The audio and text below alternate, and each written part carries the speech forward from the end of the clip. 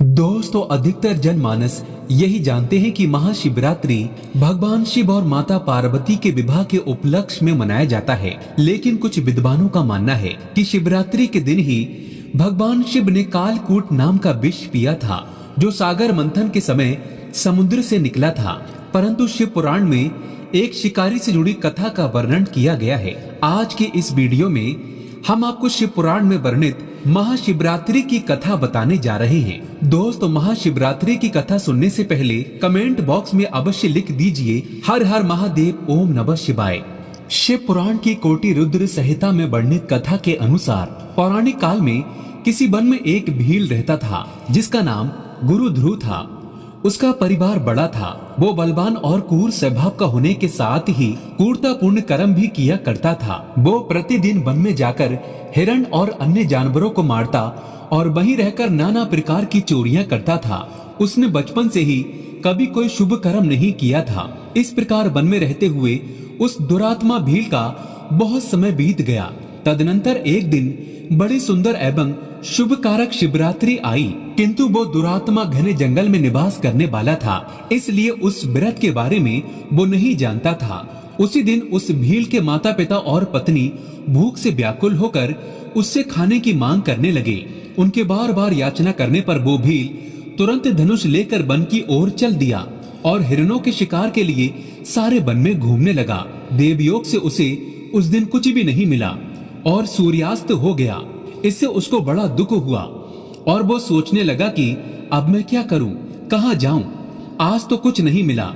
घर में जो बच्चे हैं उनका तथा माता पिता का क्या होगा। जो मेरी पत्नी है उसकी भी क्या दशा होगी। अतः मुझे कुछ लेकर ही घर जाना चाहिए। ऐसा सोचकर वो ब्याद यानी शिकारी एक जलाशय के समीप पहुंचा और वहां पानी में उतरने का घाट था।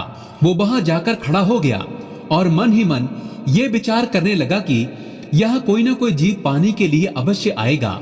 उसी को मारकर उसे साथ लेकर प्रसन्नता पूर्वक घर को जाऊंगा। ऐसा निश्चय करके वो ब्याद एक बेल के पेड़ पर चढ़ गया और वही जल साथ लेकर बैठ गया। उसके मन में केवल यही चिंता थी कि कब कोई जीव आएगा और कब मैं उसे मारूंगा। इसी प्रतीक्षा में भूख प्यास से पीड़ित वो वहां बैठा रहा। इसी तरह काफी रात हो गई और जब रात का पहला पहर आरंभ हुआ तो एक प्यासी हिरणी वहां आई, जिसे देखकर उस ब्याद को बड़ा हर्ष हुआ और उसने तुरंत ही उसे मारने के लिए अपने धनुष पर एक बाण का संधान लिया। ऐसा करते हुए उसके हाथ के धक्के से थोड़ा सा जल और बेल पत्र नीचे गिर पड़े। उस पेड़ के नीचे शिवलिंग था, जिसके बारे में वो ब्याद नहीं जानता था। इस तरह उस जल और बेलपत्र से शिव की प्रथम पहर की पूजा संपन्न हो गई। उस पूजा के महत्व से उस ब्याद का बहुत सा पाप तत्काल नष्ट हो गया। उधर वहां होने वाली कड़कड़ाहट की आवाज को सुनकर हिरणी ने भय से ऊपर की ओर देखा। ब्याद को देखते ही वो व्याकुल हो गई और बोली, ब्याद, तुम क्या करना चाहते हो? मेरे सामने सच सच बताओ। हिरणी की बातें सुनकर ब्याद ने कहा, आज मेरे परिवार के लोग भूखे हैं, अतः तुमको मारकर मैं उनकी भूख मिटाऊंगा और उन्हें तृप्त करूंगा। ब्याद का वो दारुण वचन सुनकर तथा दुष्ट भील को बाण ताने देख हिरणी सोचने लगी कि अब मैं क्या करूं, कहां जाऊं। अच्छा कोई उपाय सोचती हूं। ऐसा विचार कर हिरणी बोली, ब्याद, मेरे मांस से तुमको सुख होगा। इस अनर्थकारी शरीर के लिए इससे अधिक महान पुण्य का कार्य और क्या हो सकता है। उपकार करने वाले प्राणी को इस लोक में जो पुण्य होता है उसका 100 वर्षों में भी वर्णन नहीं किया जा सकता। परंतु इस समय मेरे सब बच्चे मेरे आश्रम में ही हैं। मैं उन्हें अपनी बहन और अथवा स्वामी को सौंपकर लौट आऊंगी। हे ब्याद, तुम मेरी इस बात को मिथ्या ना समझो। मैं फिर तुम्हारे पास लौट आऊंगी, क्योंकि सत्य से ही धरती टिकी हुई है, सत्य से ही समुद्र अपनी मर्यादा में स्थित है और सत्य से ही निर्झरों से जल की धाराएं गिरती रहती हैं। सत्य में ही सब कुछ स्थित है। हिरणी के ऐसा कहने पर जब ब्याद ने उसकी बात नहीं मानी, तब उसने अत्यंत विस्मित एवं भयभीत हो हिरणी बोली, ब्याद सुनो, मैं तुम्हारे सामने ऐसी शपथ खाती हूँ जिससे पर जाने पर मैं अवश्य तुम्हारे पास लौट आऊंगी। ब्राह्मण यदि वेद बेचे और तीनों काल संध्या बंधन ना करे तो उसे जो पाप लगता है, पति की आज्ञा का उल्लंघन करके स्वेच्छा अनुसार कार्य करने वाली स्त्रियों को जिस पाप की प्राप्ति होती है, किए हुए उपकार को ना मानने वाले, भगवान शंकर से विमुख रहने वाले तथा विश्वासघात और छल करने वाले लोगों को जो पाप लगता है, उसी पाप से मैं भी लिप्त हो जाऊं यदि लौट कर ना आऊं। इस तरह अनेक शपथ खाकर जब हिरणी चुपचाप खड़ी हो गई, तब उस व्याध ने उस पर विश्वास करके कहा, अच्छा अब तुम अपने घर को जाओ। जब वो हिरणी बड़े हर्ष के साथ पानी पीकर अपने आश्रम मंडल में गई, इतने में ही रात का वो पहला प्रहर व्याध के जागते जागते ही बीत गया। जब उस हिरणी की बहन दूसरी हिरणी, जिसका पहली ने स्मरण किया था, उसी की राह देखते हुए जल पीने के लिए वहां आ गई, उसे देखकर भील ने स्वयं बाण को तरसकस्त से खींचा। ऐसा करते समय पुण्य पहले की भांति भगवान शिव के ऊपर जल और बेलपत्र गिरे। उसके द्वारा महात्मा शंभू की दूसरे पहर की पूजा संपन्न हो गई। यद्यपि वह प्रसंग वह शिवी थी, तो भी व्याध के लिए सुखदायिनी हो गई। हिरणी ने उसे बाण खींचते देखा, पूछा, वन्यचर ये क्या करते हो? व्याध ने पूर्वोत्तर उत्तर दिया, मैं अपने भूखे कुटुंब को तृप्त करने के लिए तुझे मारूंगा। यह सुनकर वो हिरणी बोली, मेरा देह धारण सफल हो गया, क्योंकि इस अनित्य शरीर के द्वारा उपकार होगा, परंतु मेरे छोटे छोटे बच्चे घर में हैं, अतः मैं एक बार जाकर उन्हें अपने स्वामी को सौंप दूं, फिर तुम्हारे पास लौट आऊंगी। हिरणी की बात सुनकर व्याध बोले, मुझे तुम्हारी बात पर विश्वास नहीं है, मैं तुम्हें मारूंगा, इसमें संचय नहीं है। व्याध की बातें सुनकर हिरणी भगवान विष्णु की शपथ खाती हुई बोली, व्याध जो कुछ मैं कहती हूँ उसे सुनो। यदि मैं लौट कर न आऊं तो अपना सारा पुण्य हार जाऊं, क्योंकि जो वचन देकर उससे पलट जाता है वो अपने पुण्य को हार जाता है। जो पुरुष अपनी विवाहिता स्त्री को त्याग कर दूसरी के पास जाता है, वैदिक धर्म का उल्लंघन करके कपोल कल्पित धर्म पर चलता है, भगवान विष्णु का भक्त होकर शिव की निंदा करता है, माता पिता के निधन तिथि को श्राद्ध आदि न करके उसे सूना बिता देता है तथा मन में संताप का अनुभव करके अपने दिए हुए वचन को पूरा करता है, ऐसे लोगों को जो पाप लगता है वही मुझे भी लगे, यदि मैं लौटकर न आऊं। हिरणी के ऐसा कहने पर व्याध ने कहा, जाओ। उसके बाद हिरणी जल पीकर हर्ष पूर्वक अपने आश्रम को गई। इतने में ही रात का दूसरा प्रहर भी व्याध के जागते जागते बीत गया। इसी समय तीसरा प्रहर आरंभ हो जाने पर हिरणी के लौटने में बहुत विलंब हुआ। व्याध उसकी खोज करने लगा। इतने में ही उसने जल के मार्ग में एक हिरण को देखा।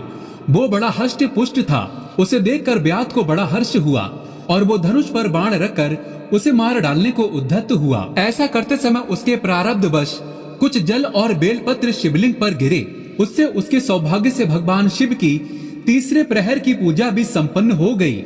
इसी तरह भगवान ने उस पर अपनी दया दिखाई। पत्तों के गिरने की आवाज सुनकर उस हिरण ने व्याध की ओर देखा और पूछा, क्या करते हो? व्याध ने उत्तर दिया, मैं अपने कुटुंब को भोजन देने के लिए तुम्हारा वध करूंगा। व्याध की बात सुनकर हिरण के मन में बड़ा हर्ष हुआ और तुरंत ही बोला, मैं धन्य हूँ, मेरा हष्ट पुष्ट शरीर होना सफल हो गया, क्योंकि मेरे शरीर से आप लोगों की तृप्ति होगी। जिसका शरीर परोपकार के काम में नहीं आता, उसका सब कुछ व्यर्थ चला गया। जो समर्थ रहते हुए भी किसी का उपकार नहीं करता, उसकी वह समर्थ व्यर्थ चली जाती है तथा वह परलोक में नरकगामी होता है।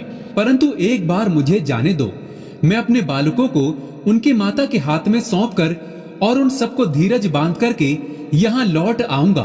उसके ऐसा कहने पर व्याध मन ही मन बड़ा विस्मित हुआ।